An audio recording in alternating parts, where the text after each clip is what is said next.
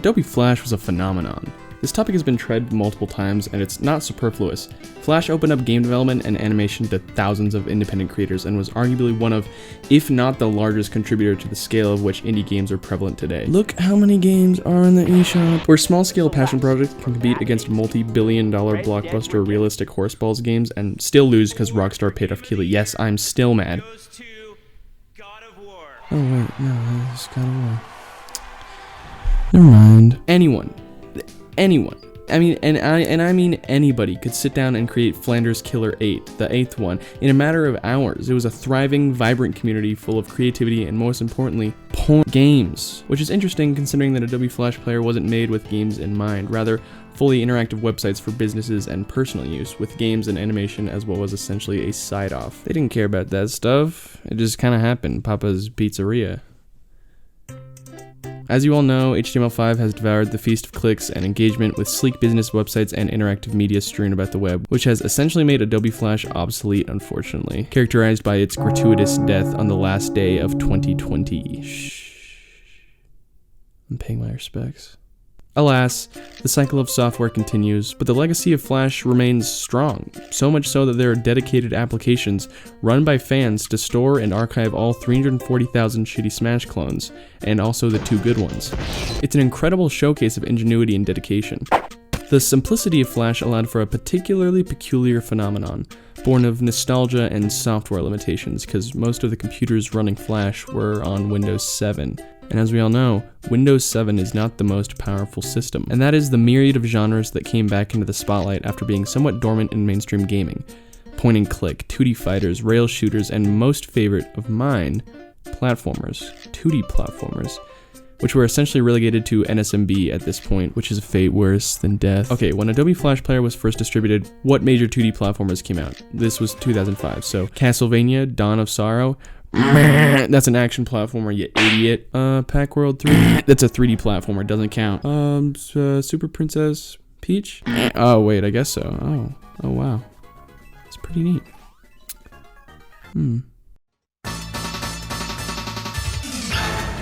The point remains, what companies once considered the big moneymaker genres were mostly relegated to handheld spin-offs or lower budget filler games. Sonic Rush lived in the shadow of its larger brother. And then Flash came along and shot Nintendo in the chest by procuring the most egregious use of intellectual property to date. And the best part? There were so many that they just kind of gave up and let Flash do what they will with their IP. For better or for worse. Pregnant Mario. Guys, what else do I have to say? Meatboy, Pause Ahead, Give Up Robot. All names that you've maybe probably heard before, all born on Flash. And if you haven't heard of those, you've probably heard of their successors. Super Meat Boy, Katana Zero, Celeste, all very innovative and creative games that have audiences in the hundreds of thousands, born on the back of freeware built for interactivity and creativity. An unprecedented and streamlined tool that worked almost everywhere besides Apple phones. Maybe Steve Jobs is better off dead. Haha, just joking. Speaking of which, games like Phone Story were some of the first examples of games making explicit, ethicality-focused political statements in modern gaming. Only Flash could have allowed for this. No studio would have greenlit this, much less fund it, but it exists because independent creators had the tools to do so. It allowed creators to focus on gameplay mechanics that just wouldn't fly in traditional game design. For example, Little Dude game, where there's lots of little dudes. There's a lot of guys. There's a little guy right there. The Company of Myself is a narrative-driven platformer. What? Flash games, huh? What do you mean narrative-driven platformer? The gimmick of the game is that you have a Shadow Mario guy that helps you instead of chases you, and there's like a million of them, and it's a puzzle platformer more than anything. It's really, really smart, and it's also weirdly sad. It's a really clever gimmick, and it doesn't overstay its welcome. It pushes its potential to its limit, and then it leaves. The last level especially, where you have to time your past selves jumping into your hat, and then you have to like carry them over a gap, and then use them as a ladder to the... It's crazy, and it's intuitive. It's also only 15 minutes long, which highlights another strength of Flash games. They didn't have to meet a threshold of time played to justify purchasing them, because they were free. People could just play these games in a browser, no cartridge, no $400 console, just a computer, which meant that these games had no guidelines for what they could or should be. They didn't know Gex. www.dork.com. They had other stuff, like the most epic game to ever exist, Happy Wheels. It allowed for smaller scale games with loftier, more experimental ambitions. Like Pause Ahead.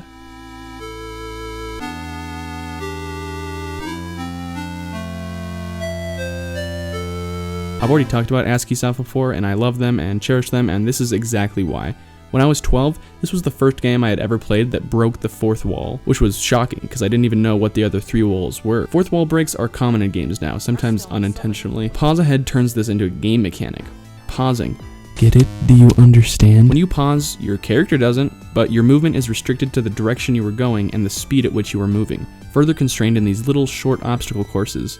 You have to think about momentum, direction, time. There's really nothing else like it, and the score, Bill Kiley, you never miss, man.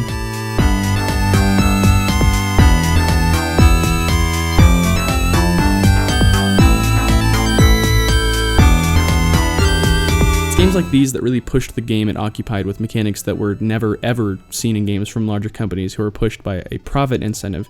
Games like these were pushed by a creative spark, or hatred for The Simpsons. Alright, back to the games. Meatboy, you all know this. You're a squishy piece of shit that slides around uncontrollably, so much so that you can't play the game.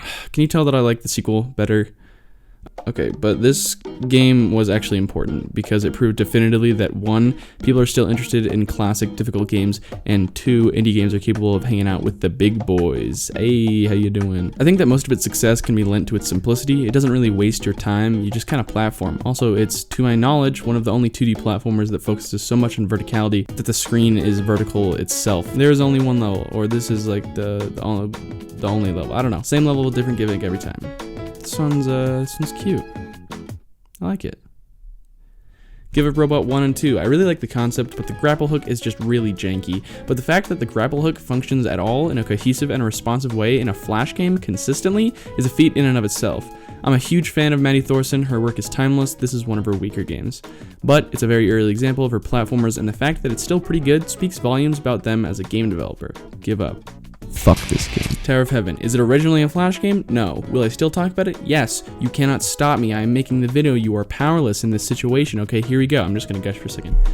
The sprite work is so good. Oh, music makes me want to have like 2 more ears. The gimmick changes like every level, and they stack, and they just throw it away at the end. They give you like the hardest level of all time, and then the final platform is like so tense, and it's like a metaphor for game development, and it's repetitive, and it's pitfalls, and each level is like has a different 6 song. It's Go play this game or I will kill you in real life. Okay, all seriousness, Adobe Flash was important, not only for 2D platformers, but for the video game landscape itself, and I hope that preservation and archival efforts continue until everything is salvaged. We're in a new age of gaming, where anything is possible, and Celeste still lost.